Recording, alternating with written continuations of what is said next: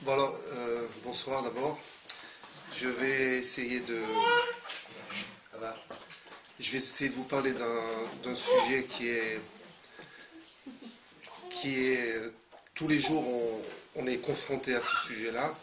C'est le problème de la tfila, de la prière. Alors, je risque de bousculer quelques évidences, mais c'est avec les preuves que je vous apportais, des marot, de ce que disent les chachamim. On va essayer de mieux comprendre chaque chose et avec ça on va pouvoir mieux définir le besoin de prier, pourquoi est-ce qu'on prie et pourquoi des fois on n'est pas répondu dans la prière. Très souvent ça peut arriver.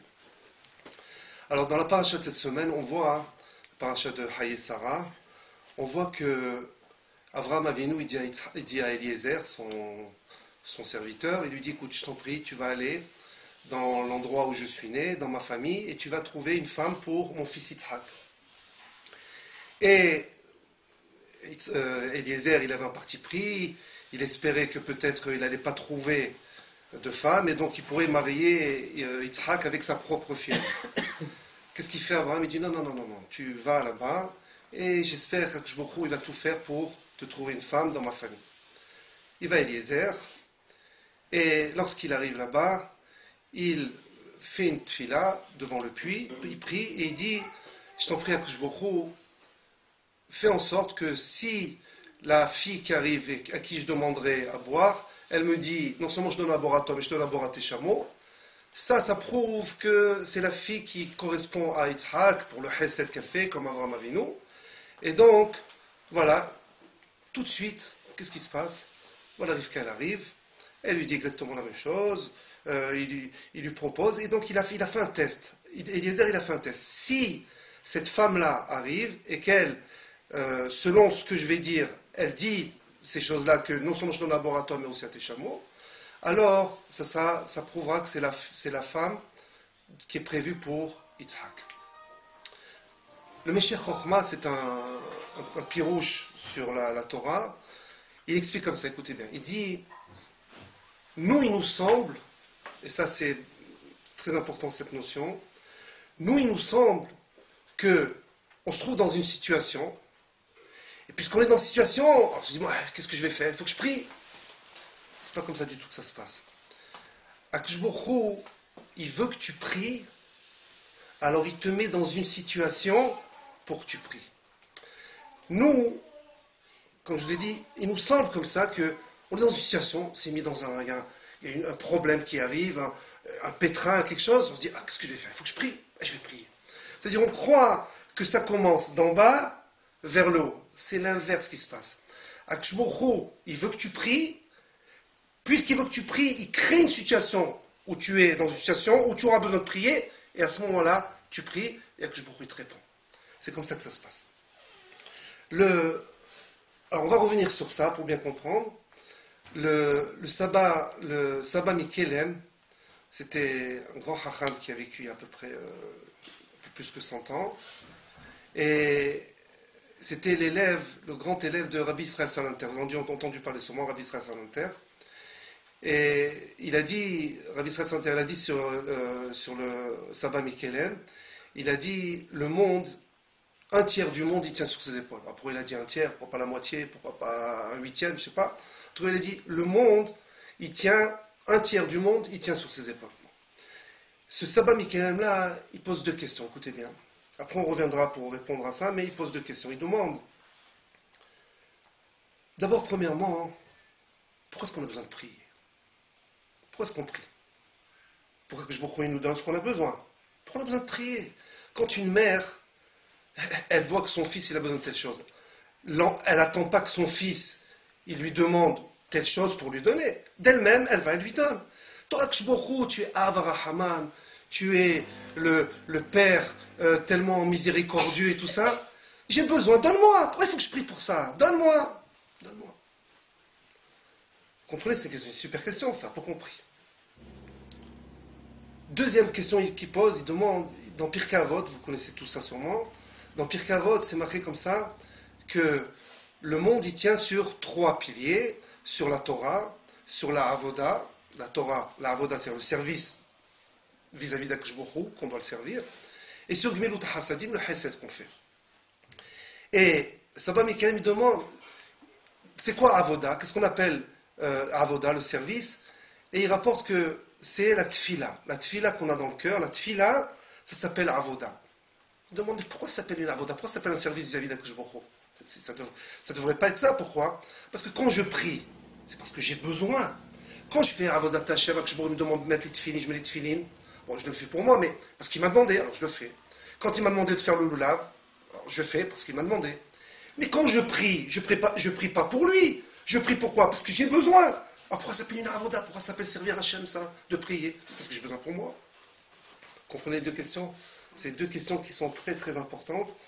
Et avec ça, Bezrat Hachem, on va pouvoir comprendre ça. Alors, Ah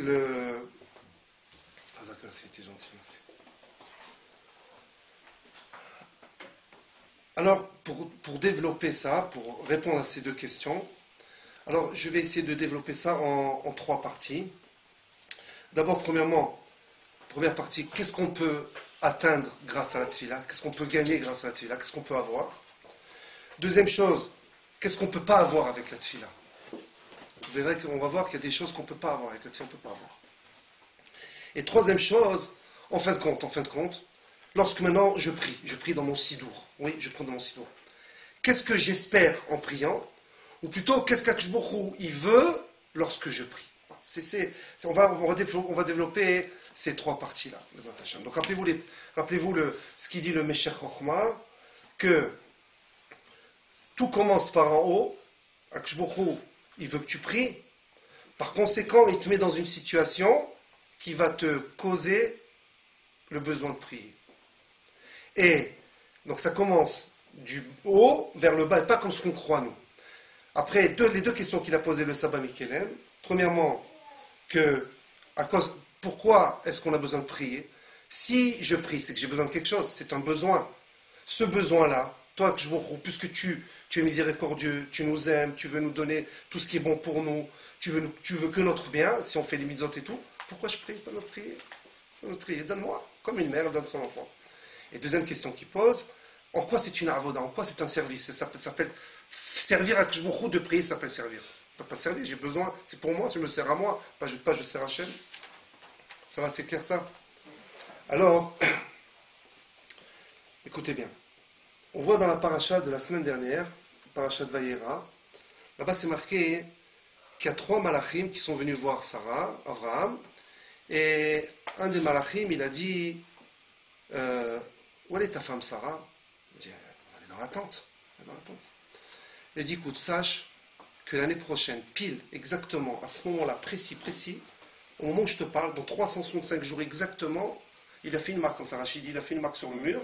Il a dit quand le soleil, exactement sur cette marque-là, il viendra dans un an pile, tu auras un garçon. Sarah Sarah aura un garçon. Et Sarah, elle écoutait derrière la porte, un petit peu comme ça, un peu curieuse. Alors, elle écoutait derrière la porte, et quand elle a vu ça, quand elle a entendu ça, elle s'est mise à rigoler. Et, alors, je me retrouve tout de suite, il dit à Abraham, il lui dit, pourquoi Sarah a rigolé? Aïpalé Hachem Davar? Est-ce qu'à Kjbourou, il y a quelque chose qui est impossible pour Hachem? Pourquoi elle a rigolé? L'année prochaine, elle aura un garçon. Maintenant, quand on réfléchit bien, pourquoi Sarah a rigolé? Franchement, pourquoi elle va rigoler, Sarah? C'est une sadéquette, la femme d'Abraham Avinu, elle rigole, elle ne croit pas. En vérité, c'est pas ça. Elle, dans sa tête, et c'est vrai, elle croyait que ce qu'il lui a dit le malach, c'est une bracha. C'est une bracha que le malach il a fait à Abraham et à Sarah pour qu'ils aient un enfant. Elle savait que la seule manière de changer son teva, sa nature, parce qu'elle était stérile, en plus elle était vieille, la seule manière de changer sa nature, c'était qu'Akshbourou lui-même, une shlichut d'Akshbourou, un envoyé d'Akshbourou directement, il précise que Akshbourou il va lui donner un garçon, un S qui aura un S directement. Mais elle croyait que le malach, c'était pas un shaliach d'Hachem. Elle croyait que c'était une bracha qu'on fait, comme on voit des fois. on remercie quelqu'un, on lui fait j'espère que il te donnera Atsaha, tu réussiras dans ce que tu fais, et bracha. Voilà. Alors elle s'est mise à rire, elle a dit, attends, on ne peut pas changer le terrain, on ne peut pas changer la nature comme ça. Pourquoi? Parce que c'est impossible de revenir en arrière, de passer de l'étape de vieillesse, revenir en arrière, faire le chemin inverse, c'est quelque chose qui est impossible. Pourquoi? Parce que chaque jour qui passe, c'est un jour qui est mort. Et puisqu'un jour, ce jour-là est mort, donc si je reviens, c'est comme si c'était Hayatan Mitim, c'est comme une sorte de résurrection. Fait de faire une résurrection, ça dépend que d'Akadosh Baruch Hu, ça dépend pas d'une personne, même un grand rave qui puisse faire une bracha pareille. Vous verrez jamais, maintenant, hein, vous verrez jamais un gadol, le plus grand gadol qui puisse exister, qui fait une bracha. Une femme à 90 ans, elle dit, tu sais, tu vas avoir des triplés. 90 ans, ça n'existe pas, c'est pas possible. Si ce n'est que Akadosh Baruch Hu lui-même, il fasse ce nest-là. Donc, faire en sorte de changer le teva, la nature, ça ne peut être que par Akadosh Baruch Hu lui-même. On voit aussi, regardez, pour changer la nature, vous savez que la Gemara dans Masechet Megillah, c'est un peu rigolo, vous allez voir, mais pas pour tout le monde. Il y avait une fois Rabba et Rabbi Zira, c'était deux Chachamim de la Gemara, ils ont fait ensemble, ils ont fait Seudat Purim. Et puis voilà, Rabba, il s'est saoulé, il a pris Rabbi Zira, il lui a fait la shrita. Il a fait la shrita, imaginez-vous. Ah, la Gemara comme ça dit. Après, il s'est réveillé de son coma éthylique, et voilà, qu'est-ce qu'il a dit? Il a vu comme ça Rabbi Zira, il a dit, qu'est-ce que j'ai fait? Il a fait une tefila, et voilà quoi, il a fait revivre. Maintenant, comment il a fait revivre? Ne me demandez pas. Comment, quand on égorge l'œsophage, la trachée, comment il les a remis? J'en sais rien. En tout cas, si la Gemara a dit, il n'y a pas de problème, c'est sûr que c'est vrai. Et donc, il a revécu. Donc on voit que cette chose-là de Tahiyat Amitim, ça ne peut être qu'un S. Ça peut être quelque chose qui est seulement quelque chose qui est un S. Et on voit la tfila, elle peut arriver à ça. La tfila, elle peut arriver à faire une sorte de S comme ça, directement par Akadosh Baruch Hu. Alors, il y a un grand pirouche dans le Chumash, il s'appelle un grand Chacham, c'est un Rishon d'ailleurs, il s'appelle Rabbeinu Behaye. Rabbeinu Behaye, il dit comme ça, que sur la tfila, grâce à la tfila, on peut gagner trois choses, on peut réussir à faire trois choses. Premièrement, changer le teva, changer la nature. Ça on le voit avec Rabbi Zira maintenant, lorsqu'il il a réussi à le faire revivre. On peut se sauver des sakanotes, des dangers, grâce à ça on peut se sauver des sakanotes, des dangers. Et on peut aussi, les batel et takzera, on peut annuler une xéra. Quand on a une xéra, alors la tfila, elle peut casser, elle peut détruire, déraciner une xéra. Alors tout d'abord, comment on voit que on peut changer le teva? On a vu avec Rabbi Zira, et on voit aussi dans Parashat Toldot. La Parashat, dans quelques semaines, vous allez voir, on va faire Parashat Toldot. Et là-bas, on voit, dans Parashat Toldot, oui, on voit que Rachel, vous savez que Rachel, elle était akar, elle était stérile. Elle n'a pas d'enfant. Et les Imaot, elles ont vu Beruach HaKodesh, par esprit de prophétie, c'était grand Sadekot, elles ont vu que 12 enfants, ils devaient sortir de Yaakov et de leur union avec les 4 femmes. 12 enfants qui vont former le futur clan d'Israël. Et voilà, Léa tombe enceinte. Et elle tombe enceinte donc du 7e enfant. Qu'est-ce qu'elle fait? Elle fait un compte avec elle-même. Elle dit comme ça. Moi j'ai 6. Il y a Rachel, elle n'a pas d'enfant. Zilpa, elle a 2. Bilha, elle a 2. Ça fait combien ça? 10. Ça fait 10. Maintenant, si dans mon ventre c'est un garçon, alors Rachel, elle va être moins que les servantes. Qu'est-ce qu'elle a fait? Elle a fait un dîner avec elle-même. Elle a pris un kshboukon. Et elle a dit, c'est pas possible que ma sœur, elle n'ait pas au moins 2 garçons. Kshboukon, il a écouté cette fille-là, écoutez bien. Et Rabbi Yonatan ben Uziel, vous avez entendu parler tous de Yonatan ben Uziel, le fameux Yonatan ben Uziel, vous savez, quand on a un problème de Shidour, très difficile à se marier, on va là-bas, vous savez, à Tzfat, on va à Amoukar, vous savez, un peu en bas à Tzfat, on tombe cette fois autour de sa tombe, et c'est une ségoula pour pouvoir se marier. Yonatan ben Uziel, c'est le plus grand talmid de Hillel, le grand Hillel.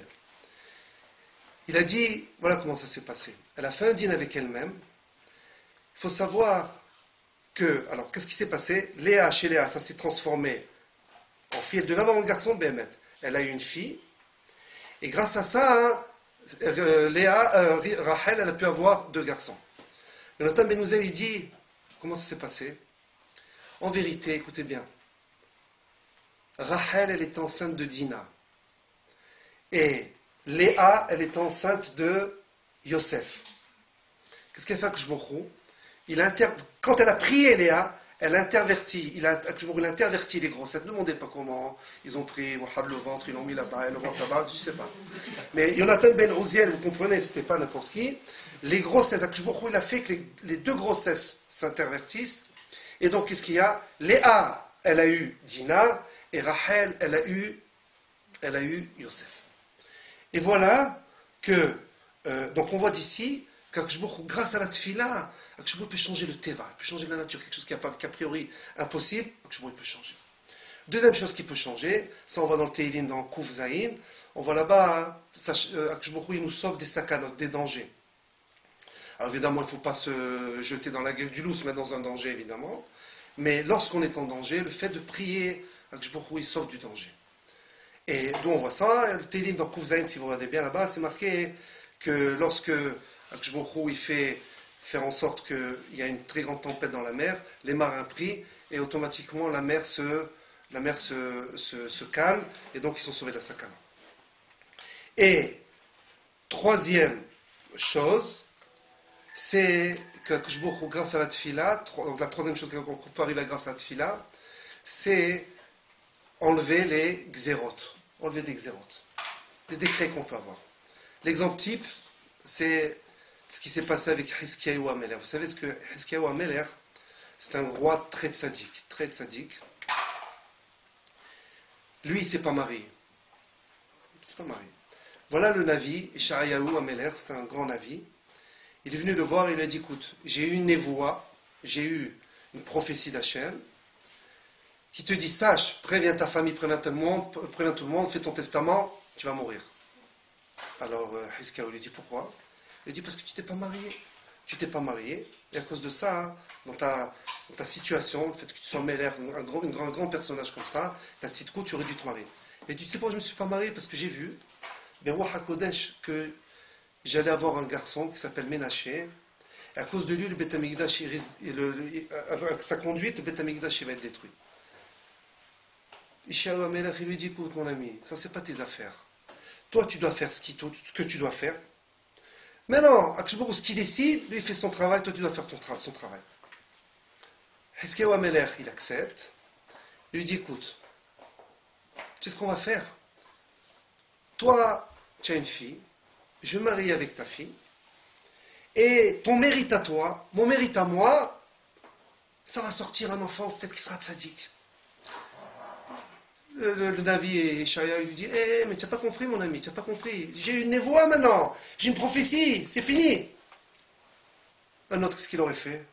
Il serait tapé la tête contre les murs, il est foutu. Tout. Qu'est-ce qu'il fait Hiskiyahu?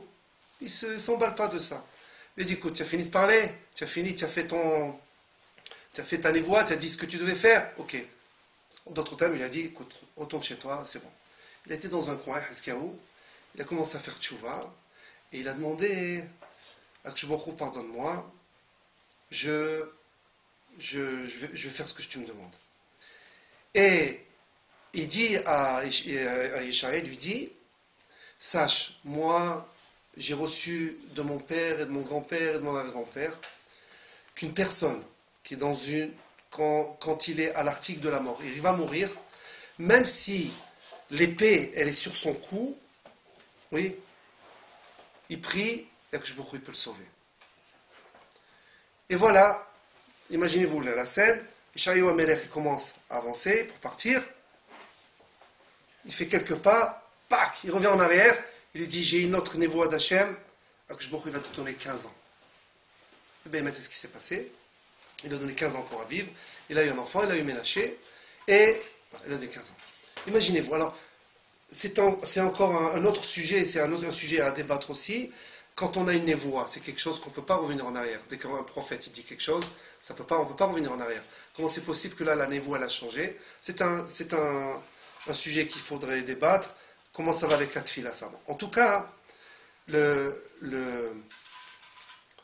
l'ancien Mashgiach de Poniovitch, de la grande Yeshiva de Poniovitch à Bnei Brak, il explique, il a dit, imaginez-vous, un monsieur, il est Hayav Mita, il va mourir, on l'a condamné à mort. Il fait une première demande, il demande, si vous voulez, comment on appelle ça, un jugement en appel, c'est repoussé. Il fait une demande auprès de la haute cour suprême, c'est repoussé. Il fait une demande particulière au président vous savez qu'en Amérique, elle a peine de mort, oui, au président des États-Unis, c'est repoussé. Il arrive, il est dans le couloir de la mort, il va, comme ça, sous la guillotine elle va tomber, il manque juste la tête qui va tomber dans le sac. Juste à ce moment-là, on lui dit, hey, prie. Ça peut marcher. C'est ce qui s'est passé avec qui? Avec Hizkiyahu Melech.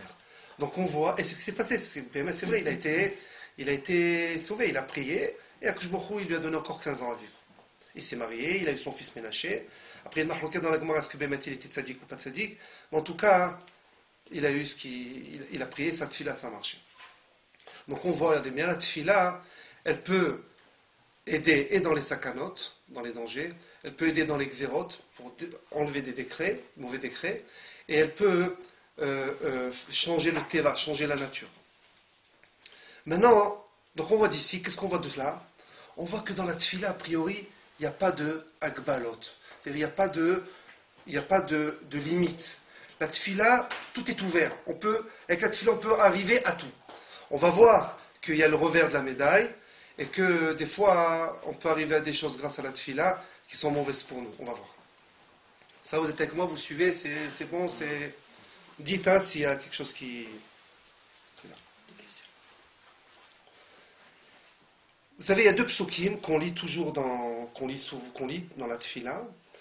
On lit comme ça. Vous savez, le fameux pasuk dans Ashrei Yoshua Betecha. Quand on lit contre la tfila, il y a un pasuk, c'est marqué Poteach et Yadecha, Umazbia lechol hay ratson. Poteach et Yadecha, alors toi, que je beaucoup tu ouvres ta main, Umazbia lechol hay, et tu rassasies tout être vivant, ratson, la volonté. Le gamme de Vina, il demande, que ça veut dire ça? Quand on regarde le pasuk, c'est un peu difficile. Le pasuk, il aurait dû juste dire Poteach et Yadecha, Umazbia lechol hay ratson. Toi, tu ouvres ta main et tu rassasies tout être vivant. C'est quoi ce mot ratson? C'est quoi ce mot ratson là? Ça veut dire quoi? Il explique, voilà comment il faut comprendre le pasuk. Qu'est-ce que c'est que tu rassasies chez tous les êtres vivants? Tu les rassasies de quoi? Ratson, de leur volonté, de ce qu'ils veulent. De ce qu'ils veulent, tu les rassasies. Ils ont besoin de telle chose, tu les rassasies. Et c'est quoi comment tu les rassasies? Lorsqu'ils font la tfila, tu leur donnes ce qu'ils ont besoin. Donc on voit que la tfila, Be'emet, oui, c'est quelque chose qui est ouvert. Grâce à la tfila, on peut arriver à tout. Et on voit aussi que on va voir que c'est Mesoukan, hein. On va voir que des fois, quand on prie, ce qu'on demande, ça peut être mauvais pour nous. Et on va voir. Ça, c'est le revers de la médaille, on va voir. Aussi, par exemple, c'est marqué dans le pasuk, c'est marqué qu'Akshbochou, il est karov lechol koreav, asher ikraou behemet. Qu'Akshbochou, il est proche de tout celui qui l'appelle. Asher ikraou, mais quand il l'appelle behemet. Ça veut dire que quand il prie de tout son cœur, de toutes ses tripes, il prie, Akshbochou, il lui répond. Regardez comment c'est marqué. C'est marqué karov lechol koreav. Quand il prie, tout celui qui l'appelle, c'est pas marqué tzaddik, c'est pas marqué rachat, tout le monde, pas seulement un tzaddik, tout le monde, mais quand il prie, qu'il prie de tout son cœur, de tout son être, de toutes ses tripes, il sort cette chose-là, il prie avec une émouna, une ferveur incroyable, Akadosh Baruch Hu, il répond. D'où on voit ça? Vous savez d'où on voit ça? La Gemara dans Masechet Ta'anit, elle raconte, écoutez bien, il y avait vous savez qu'à l'époque de la Gemara, de la Mishnah, en Eretz Israël, vous savez que quand il pleut pas en Eretz Israël, c'est très très très dangereux. Il faut absolument qu'il pleuve. Et s'il pleut pas, alors évidemment c'est très grave pour les cultures et tout. Et voilà plusieurs années déjà qu'il ne pleuvait pas. Alors, tous les Chachamim, ils ont décrété des jours de jeûne et de sortir dans la rue principale. Imaginez-vous, tout le clan d'Israël sort dans la rue principale, là-bas sûrement Yerushalayim et tout ça, et pour prier pour que la pluie tombe. Il y a une femme, ça raconte la Gemara, une femme très simple, tmima, vous savez, comme nos grands-mères de l'époque, vous savez, très très simple, ne comprenait pas beaucoup de choses. Et elle a dit à sa copine, vas-y moi, pourquoi tout le monde sort, qu'est-ce qui se passe? Il dit, tu es pas au courant? Je dis non, il pleut pas. En plus qu'il pleut pas, tout le monde, tous les chachamim, tout le clan d'Israël est sorti pour prier. Elle fait, oh là là, moi j'ai fait un four. Vous savez, avant ils avaient des fours en argile. Des fours en argile. Elle dit, oh là là, moi j'ai un four en argile, je l'ai mis à sécher. Je l'ai mis parce que je l'ai fait, quand on confectionne ce four-là, on le humidifie, pour que l'argile arrive prenne, on donne la forme, après il faut qu'il sèche. Je l'ai mis au-dessous du toit, si les Bnei Israël ils prient, le four il va fondre. Elle a prié, la Gemara elle a dit, il a écouté cette fille-là. Elle, il n'a pas écouté toute la fille du clan d'Israël. C'est là. Vous comprenez ça? Tout le clan d'Israël, il a prié, et c'est pas n'importe qui, c'est les Gdolim, les Chachamim, tout le clan d'Israël, ils ont besoin. Qu'est-ce qu'on s'en fout de ton four? Tiens, je te paye un micro-ondes, dégage, qu'est-ce qu'on s'en fout? C'est vrai, mais qu'est-ce que je m'en fous? Tout le clan d'Israël, il a besoin que je dise. Non, comme elle a prié du plus profond de son être, je me il a écouté cette fille-là. Donc on va regarder bien la tefila, jusqu'où elle peut arriver. Maintenant, donc il n'y a pas d'agbalot, oui, il n'y a pas de limite à la tefila. Seulement d'un autre côté, on va voir que la tefila, elle peut être mauvaise. La Gemara, toujours dans cette Gemara, dans Masechet Ta'anit, la Gemara, elle rapporte comme ça que, vous savez, vous avez tous entendu parler de Rabbi Hanina ben Dosa. Rabbi Hanina ben Dosa, c'était un très très grand Tana. Il était dans une pauvreté inouïe. D'accord? Quand la Gemara dit qu'il est dans une pauvreté inouïe, c'est que vraiment une très grande pauvreté. Et voilà. D'ailleurs, jusqu'à que la Gemara dit que le monde entier, il est nourri grâce à Rabbi Hanina ben Dosa. Et lui, Rabbi Hanina ben Dosa, il se suffit d'un carouf. Vous savez le caroubier, oui, comme ce qu'il a mangé Rabbi Shimon bar Yochai. Il se suffit d'un carouf de Shabbat en Shabbat, c'est-à-dire de vendredi il faisait par année qu'il n'avait pas de quoi manger. Et Rachid, là-bas, il explique, il dit qu'il était Ani, pas parce qu'il voulait être Ani, contre sa volonté, contre son envie, il était Ani. Alors une fois, il y a sa femme, elle dit, écoute, je comprends pas, grâce à toi tu nourris le monde entier, et nous on n'a rien, on n'a pas un crouton à manger. Je t'en prie, prie pour nous, pour qu'on ait de quoi manger. Je rapporte la Gemara textuellement. Hein. Et la Gemara, donc il a prié, et voilà, on lui a donné un pied en or, un pied en or d'une table, un pied en or. Le soir, alors il y a une mahloka dans la Gemara, est-ce que c'est lui qui a rêvé ou sa femme qui a rêvé? Et elle a rêvé et elle voit que tous les tzadikim, dans leur olam haba, ils sont assis sur une table avec 3 pieds en or. Et eux, ils ont 2 pieds. Elle a compris quoi? Que ce pied-là qu'on lui donne, c'est pourquoi? C'est pour la tefila. Ça veut dire ce qu'on te prend sur ton olam haba. Quand ils ont vu ça, ils ont dit, oh là là, laisse tomber, on préfère leur olam haba. Et donc, ils ont fait notre tefila, et ce pied-là en or, il est reparti. Donc qu'est-ce qu'on voit? On voit que la tefila, elle peut être répondue. Mais sur quoi? Sur le compte de ton olam haba. C'est-à-dire que quelqu'un, il doit être ani, il a beau prier jusqu'à demain, son tachlit, son but dans ce olam-là, c'est d'être un ani. Maintenant, tu pries avec conviction, pas de problème. Mais ça va être mauvais pour toi, sur le prix de ton olam haba. Deuxième, regardez, je vous raconte, c'est un peu long, mais j'ai un autre marassé qui s'est passé avec Rabbi Elazar ben Pedat. Alors Rabbi Elazar ben Pedat, lui, ce qui s'est passé, écoutez bien, Rabbi Elazar ben Pedat, il était très très très très pauvre aussi. C'est un amour d'Agmara, Khan d'Agmara. Il était très pauvre. Et un jour, il avait eu besoin de faire des saignées. Vous savez, quand C'était la manière de soigner de l'époque. Vous savez, on faisait des saignées. On faisait des saignées pour sortir le sang, il devait être épais comme ça un peu, pour le régénérer, pour qu'il soit plus fluide. Alors on faisait des saignées. Et lui, comme il avait besoin d'une saignée, alors on lui a fait une saignée. Et comme il n'avait pas de quoi manger, il n'avait rien du tout, il s'est évanoui. Dans son évanouissement, il a vu comme ça, une sorte de rêve un peu prophétique. Il a demandé à Kishbourou, je t'en prie, Kishbourou, jusqu'à quand je vais être pauvre comme ça? Jusqu'à quand je vais être pauvre? Il a dit, tout le temps. C'est comme ça. C'est ton tarhid, c'est ton but à toi. Il a dit, je ne comprends pas. Tu es capable de tout faire avec Kishbourou. Tu n'es pas capable de me donner un petit peu, 1000 euros par mois. Ouais, 1000 euros, moins que le SMIC.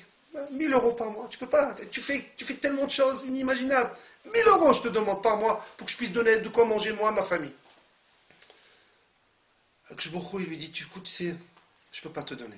Maintenant, si tu veux, je détruis tout le monde entier, je recrée un autre monde, et peut-être tu naîtras dans le mazal de la Hashirut. Peut-être.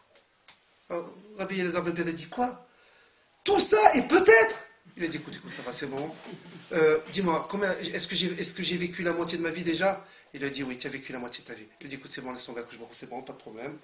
Pas de problème, c'est bon, laisse-moi comme je suis. Je ne sais pas si vous vous rendez compte de ça. Ça veut dire que Rabbi Elazar ben Pédate, malgré toute sa tzidkout, malgré tout ce qu'il était, il ne peut pas changer son matzav. Il ne peut pas changer sa situation. Et s'il veut la changer par la tfila, peut-être il changera, mais il faut reconstruire, il faut reprogrammer tout un autre monde, tout un autre programme entièrement. Parce que chacun, il a sa place. C'est pourquoi il a défini pour chacun d'entre nous, pour les générations passées et les générations futures, chacun d'entre nous sa place. Et puisqu'il a défini sa place à chacun, si maintenant tu veux changer ta place, il va falloir changer celle-là. Tu changes celle-là, tu changes celle-là. Vous savez, comme dans un puzzle. Prenez un puzzle, vous enlevez cette pièce-là, tu veux mettre une autre là, tu veux mettre une autre là. Il faut quoi faire? Tu es obligé de tout détruire et de recommencer à zéro. C'est comme un programme en informatique. Je ne connais pas beaucoup, mais j'ai entendu parler. Donc, quelqu'un fait un programme en informatique, oui. Qu'est-ce qui se passe? Si tu as besoin de changer, si tu changes une des caractéristiques de l'étape de tout le programme, il faut que tu changes tout le programme. Sinon, tu ne peux pas. Tu changes tout le programme. Donc, on voit de là, regardez bien, que Akshbourou, des fois, il nous met dans une situation où c'est impossible de changer. Et si on change, c'est sur le hajban de Olamaba. C'est sur le compte de notre Olamaba. Encore juste un autre marasé pour vous montrer à quel point. Il y avait aussi un grand hacham, c'était Rabbi, je vous ai parlé de Rabbi Hanan ben Dossa, je vous ai parlé de Rabbi Elazar ben Pédate, et le troisième c'est Rabbi Shimon ben Halafta. Rabbi Shimon ben Halafta, lui aussi la même chose, dans une pauvreté incroyable. Et ça c'est un midrash, par contre c'est pas marqué la Gemara, mais c'est un midrash. Là-bas c'était vendredi, et sa femme n'avait pas de quoi enfourner. Vous savez qu'avant ils avaient des fours municipaux. Pour tout le monde, il y avait un four pour toute la ville, et les gens ils venaient, ils enfournaient leur pain et tout ça. Et lui il n'avait pas de quoi, sa femme n'avait pas de quoi. Alors elle faisait semblant, comme si qu'elle enfournait pour pas être, si vous voulez, la risée des copines, des voisines. Et donc elle faisait comme si qu'elle enfournait et tout. Il y avait une copine un peu méchante, jalouse, je sais pas quoi. Qu'est-ce qu'elle a fait? Elle a dit, tiens, moi je vais regarder dans le four. Que tu enfournes, tu n'as rien du tout, tu enfournes. Je vais regarder dans le four. Là, ouvert le four, il y a eu un ès, il y a eu des halotes qui étaient là-bas. Il y a eu des halotes. Quand elle a vu ça, elle a été voir son mari, elle lui a dit, écoute, moi, je peux plus vivre comme ça, je peux plus. Il faut que tu me donnes de quoi manger, on peut pas. Alors, la même chose, Akshbourou, il lui a envoyé, par l'intermédiaire de quelqu'un de l'argent. Ils se sont rendus compte que c'était un S, et ils ont su après que c'était sur le hajban de leur olamaba. Quand ils ont vu ça, ils ont dit, c'est pas grave, on reprend tout, on n'a pas besoin. Donc regardez bien, d'un côté on voit que la tefila peut arriver à tout. De l'autre côté, on voit quelqu'un de fila, tu peux arriver, mais sur le hajban de ton Alababa, sinon tu ne peux pas arriver, c'est impossible. Comment on peut le savoir? Pardon? Comment on peut le savoir? Ah, super. Voilà, ça, c'est ce qu'on va voir tout de suite, tout de suite, on va voir tout de suite. D'accord? Alors, je vais vous dire qu'est-ce qu'il dit Rabbeinu Behaye dans Parashat Aikev, il dit comme ça. Avant de venir dans ce Olama, dans ce monde-là, écoutez bien, Akadosh Baruch Hu, il prend notre Neshama, il lui dit, écoute, je vais te montrer le tornit de ta vie, je vais te montrer le programme de ta vie, ce qui t'attend dans ta vie. Je vais te montrer. Voilà. Tu acceptes ou pas? La Neshama dit, c'est sûr que j'accepte.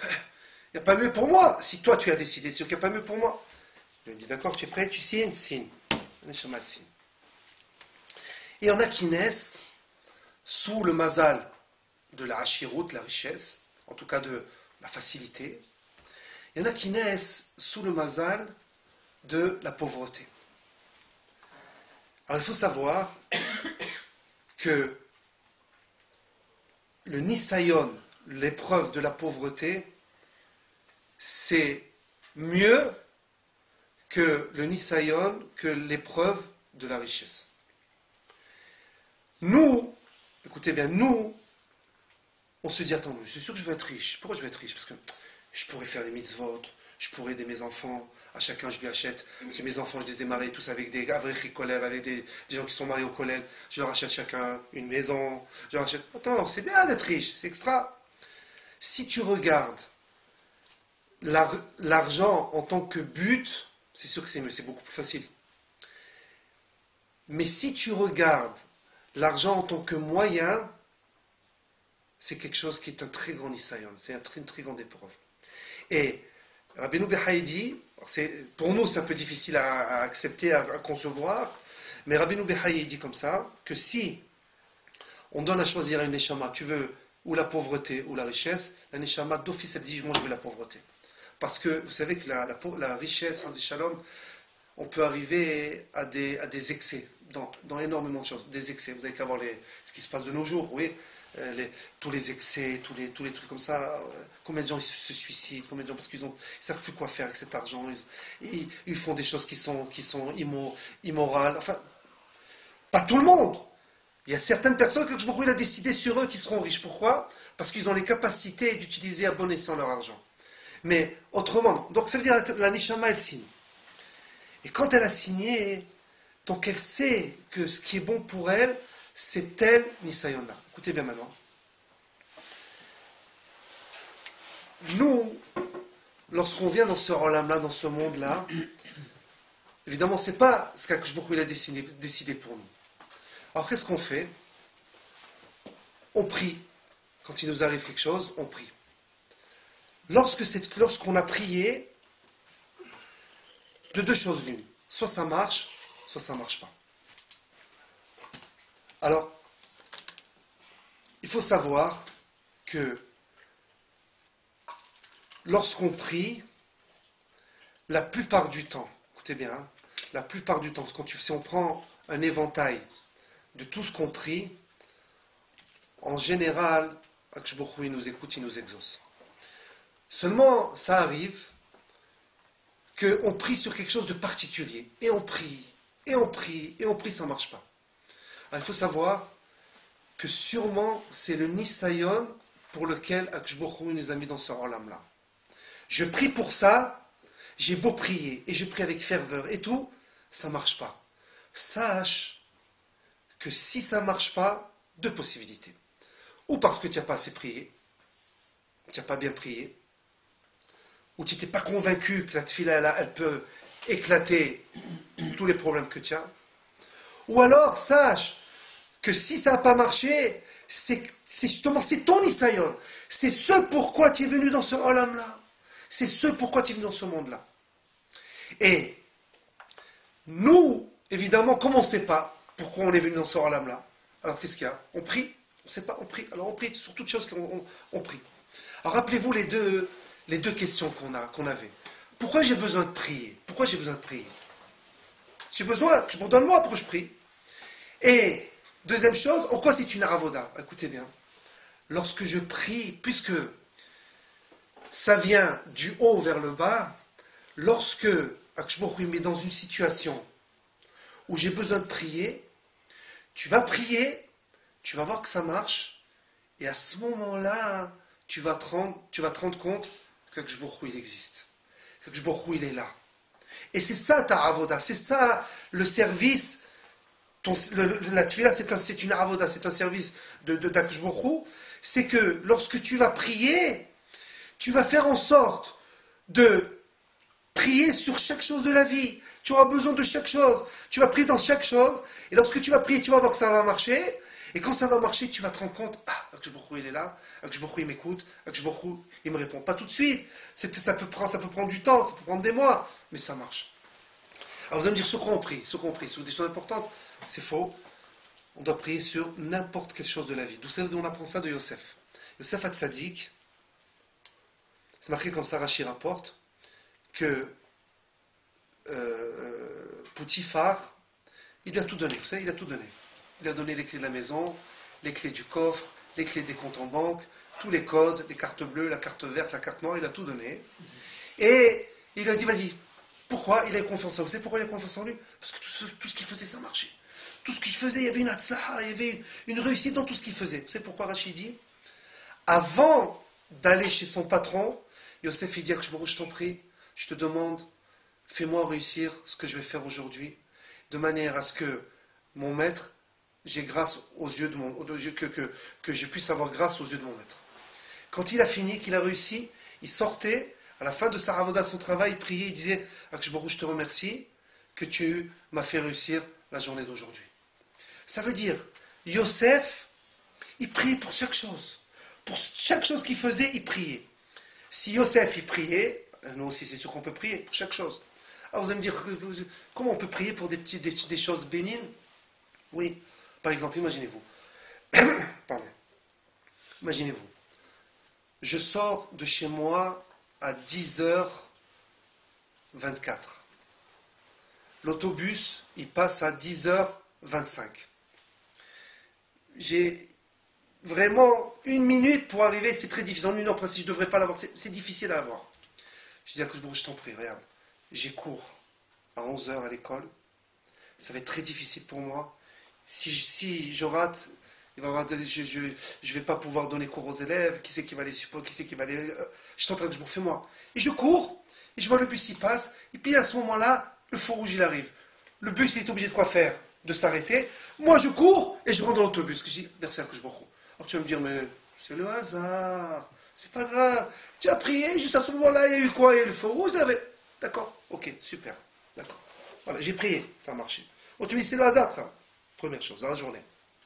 Deuxième chose, le soir, je rentre, alors, sûrement plus les femmes que les hommes, bien que les papas aussi s'occupent, ne croyez pas. Le soir, voilà, le bébé, il pleure. Je suis fatigué. Je lui ai donné à manger, je lui ai changé les couches, je lui ai mis la sucette, il pleure. Je t'en prie, Akshboch. Je t'en prie, regarde. J'arrive pas, je suis très fatigué. Fais-moi en sorte qu'il puisse dormir. Et on voit, il s'endort. Au bout de quelques minutes, il s'endort. Vous savez, là aussi, par hasard. Mais oui, il était fatigué, il pleurait, voilà, maintenant il dort. C'est vrai, encore par hasard. Ok.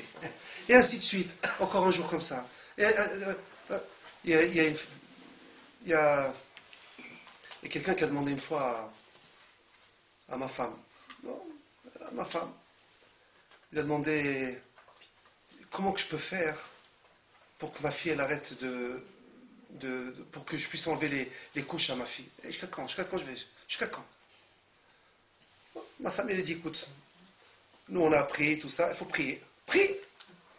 Quoi? Pour les couches, je vais prier. Faut exagérer, quand même, je vais pas prier pour ça. La crèche, ouais. Je peux, même pour ça, je vais prier. Alors enlève les couches, hein. Ah bon? Même pour ça, je vais prier. Même pour ça, je vais prier. Mais c'est que il faut prier des choses importantes, je ne vais pas prier pour ça. Il faut savoir que ça, c'est une tfissa moutaïd. Ça veut dire que c'est une idée fausse. Hein? C'est fausse. Pourquoi? Parce que je dis, non, il faut que je prie des choses qui sont importantes. Mais des choses comme ça, franchement, je ne vais pas prier, ça ne se fait pas. Le fait de dire ça, tu restreins la grandeur d'Akshboch. Et ça, c'est une idée qui est fausse. Pourquoi? Parce que toi, tu t'imagines avec ton sechel, avec ton idée, avec ton esprit humain. Qu'est-ce que tu dis? Tu dis comme ça. Ce qui est important pour moi, c'est important pour Akshbohu.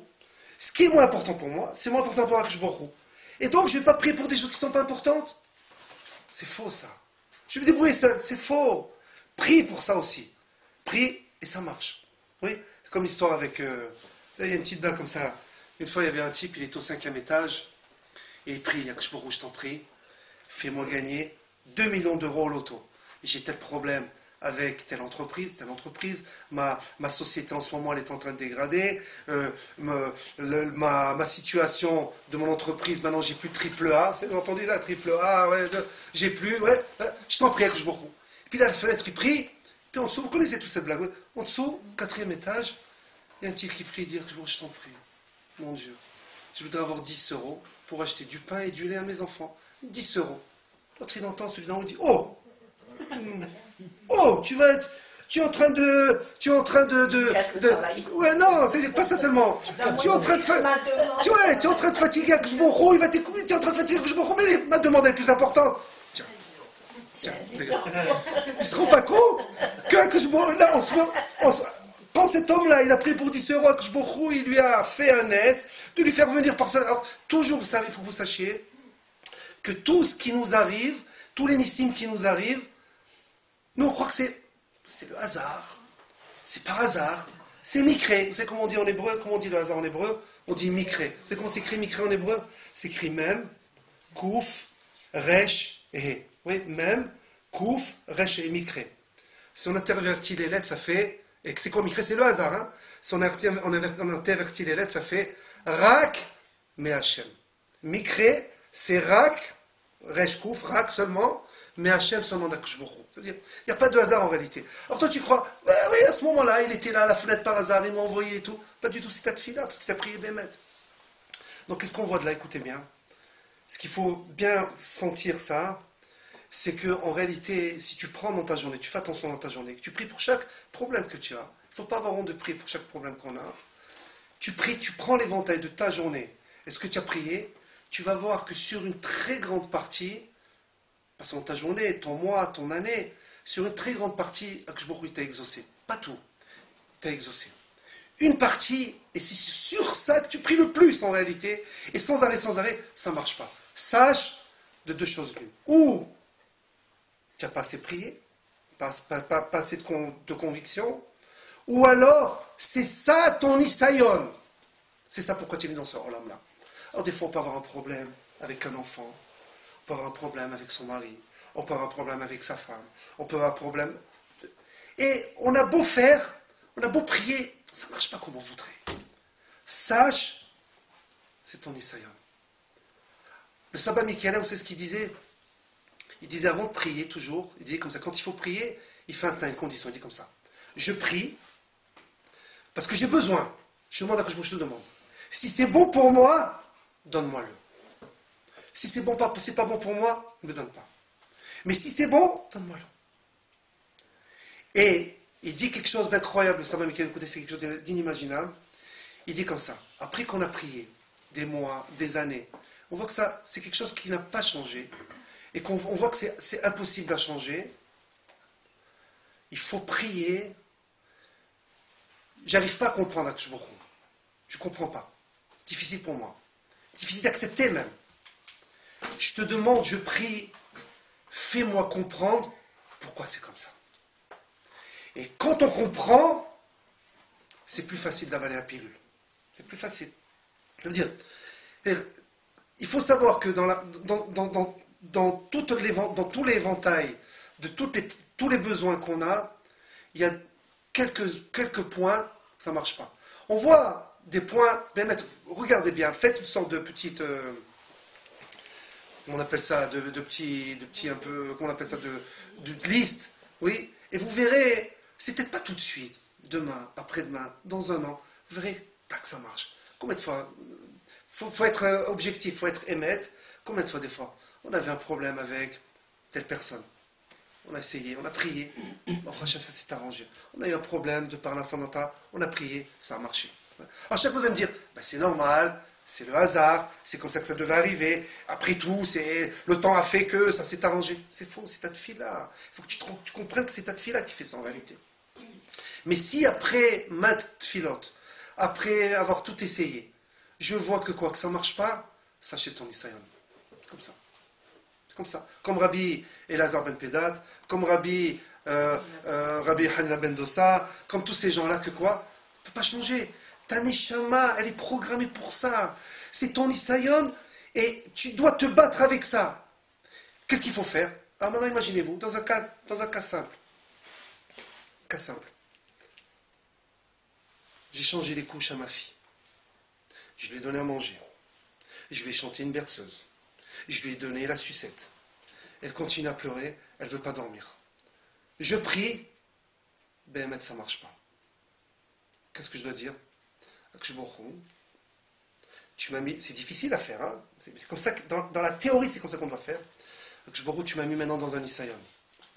Je vais te montrer que je vais tout faire pour essayer de surmonter ce nisayon, cette épreuve. Et quand on fait ça, il me donne la force de surmonter. Il me donne la force de surmonter. Et petit à petit, c'est comme ça. Oui, on voit, il y a des gens, par exemple, je sais pas si vous avez vu, il y a des gens, vous savez, ils ont toujours avec la guitare dans le métro à Paris. Ils ont la guitare.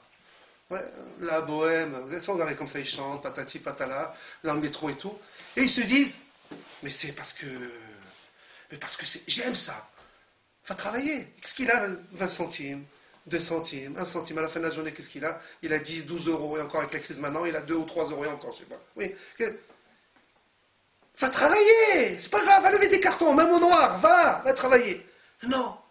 Moi, j'aime ça. C'est ma vie. C'est ma vie. J'aime ça. Oui. Il faut savoir que en vérité, je donne l'exemple comme ça, mais ça peut être pour n'importe quoi. En vérité, cette personne-là, son isayon à lui, c'est qu'il ne peut pas travailler. Il ne peut pas. Seulement Akshbourou, ils lui ont enrobé ce nisayon-là, parce qu'imaginez-vous, quelqu'un, il fait tout pour travailler, il n'arrive pas. Il est poissard. Il n'arrive pas. Alors qu'est-ce qu'il fait Akshbourou? Il lui enrobe son nisayon dans une sorte de chocolat, de sucrerie, en disant, parce que moi j'aime la bohème, moi j'aime la guitare, c'est pour ça que je suis là, j'aime les gens et tout ça.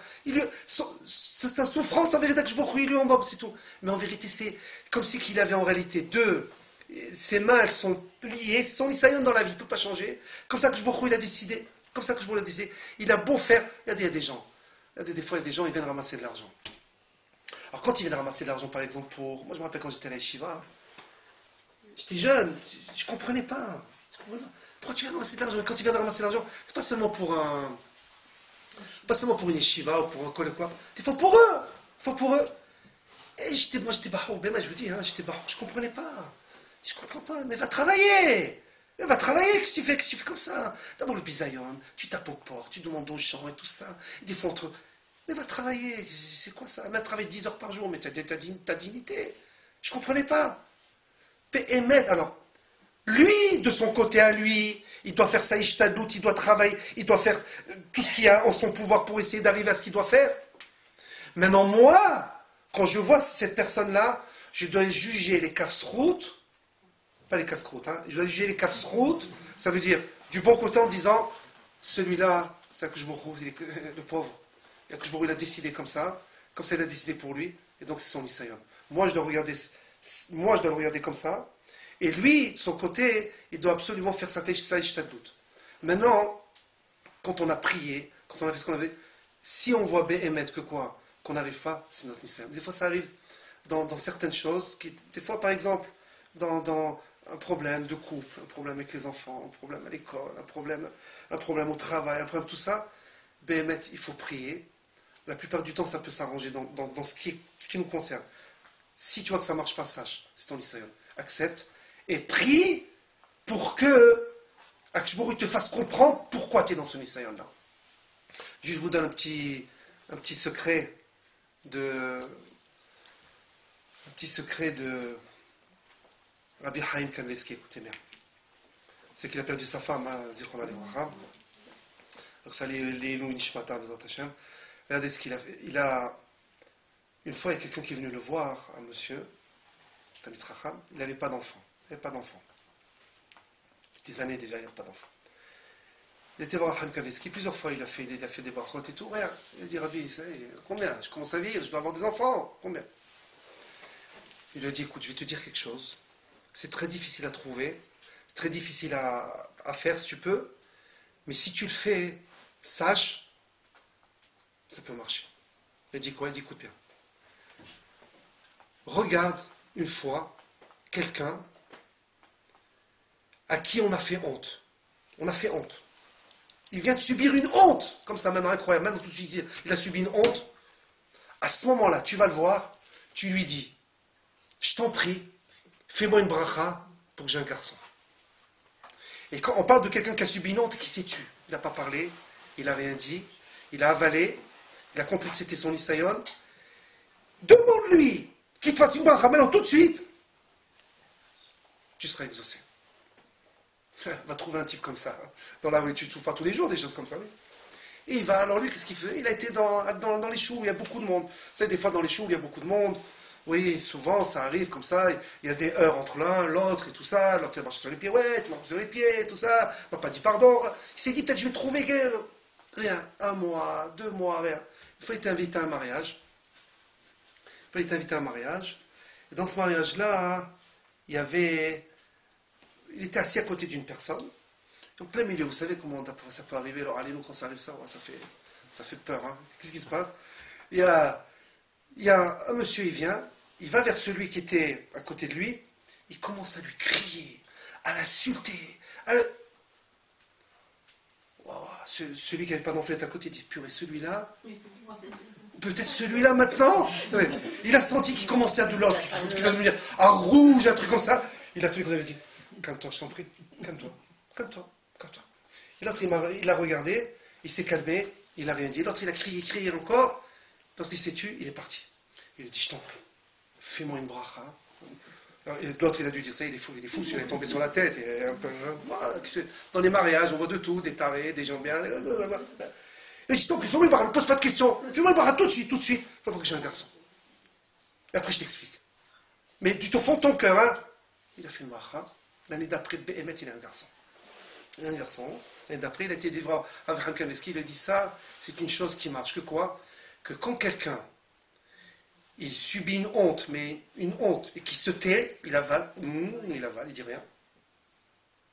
À ce moment-là, Akshbourou, si lui-même il fait une tfila, Akshbourou il lui donne. Pourquoi? Parce que comme toi, tu as réussi à surmonter cette épreuve-là, tu as été au-delà de tes moyens. C'est très difficile, c'est pas facile. Hein. Vous avez vu maintenant de nos jours, qu'est-ce qu'il y a si on ne répond pas? Si on ne répond pas, on est à moins que rien. Mais bon, du coup tu me prends là, si on ne répond pas, on est à moins que rien. On croit que si celui qui ne répond pas, il est faible, c'est un faible. C'est faux, c'est chéquer ça, c'est pas vrai. Ça ne veut pas dire que quand on donne une claque, il faut tendre l'autre jour, comme certains disent, c'est pas ça. Mais ça veut dire, dans certains moments, quand on subit une honte, on avale, tu sais, mes rapères. À ce moment-là, tu pries, mida keneged mida.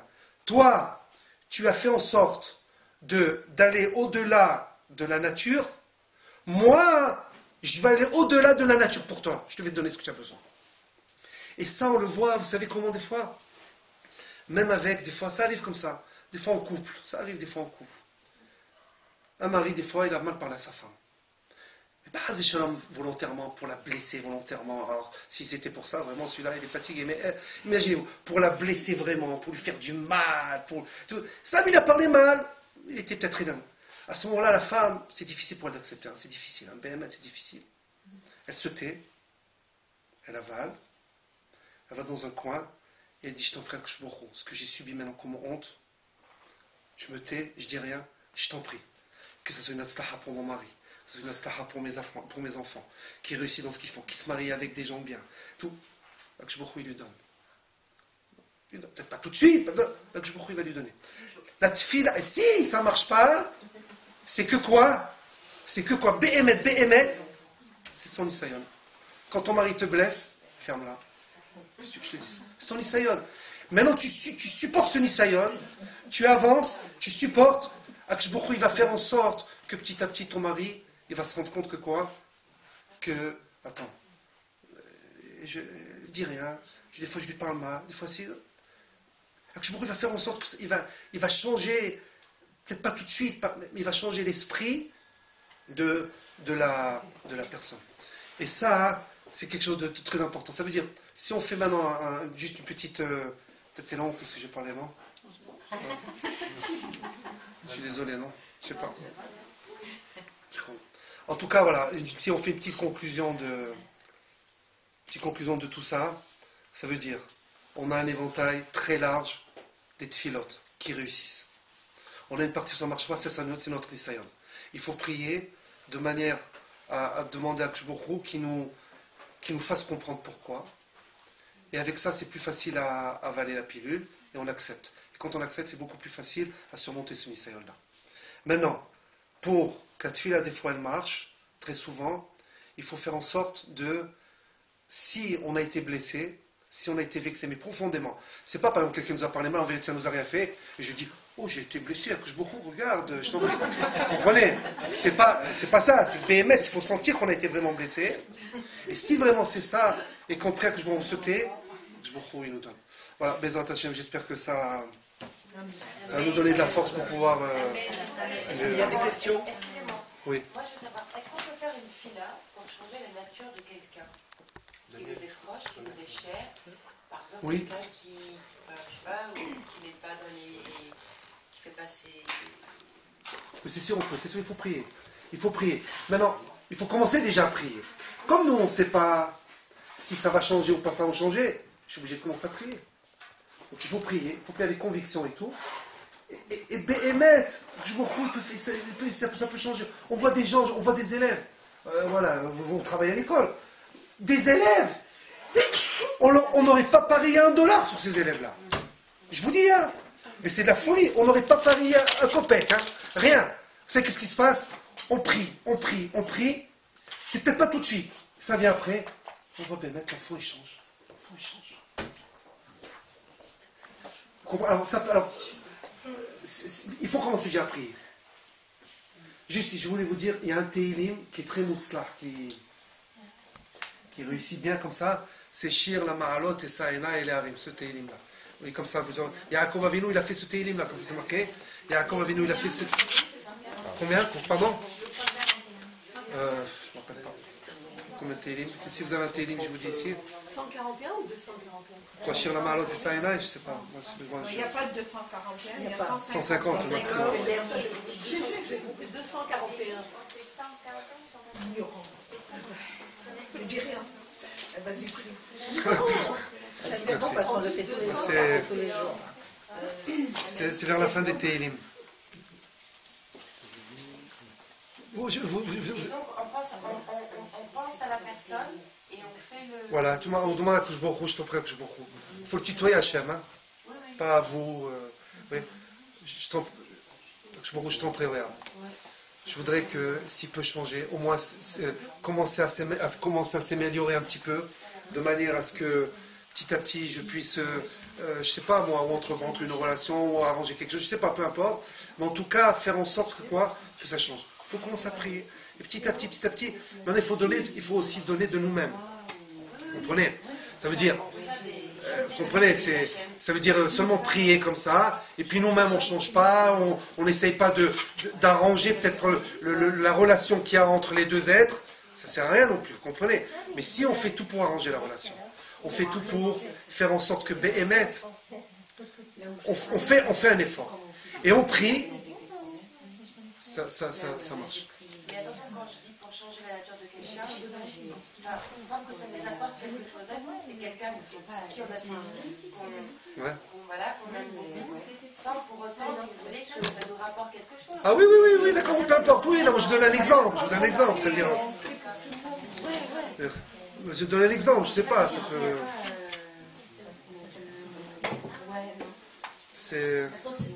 Vous avez d'autres questions peut-être? Ce n'est pas les 141. Je sais pas c'est le combien. Là, il y a les numéros. C'est le. Voilà, je vais vous dire tout de suite, voilà, il est là. 141. Voilà, c'est le 121. Kouf Kafalef. Donc on te demande. Kouf Kafalef. T'as perdu. T'as qui le téléphone? J'ai pas vu la pour les événements. De faire payer les choses et ma belle-mère qui s'appelle l'héritage Esther. C'est pas que ça, on va faire un cours aussi pour les voitures. Je les connais pas.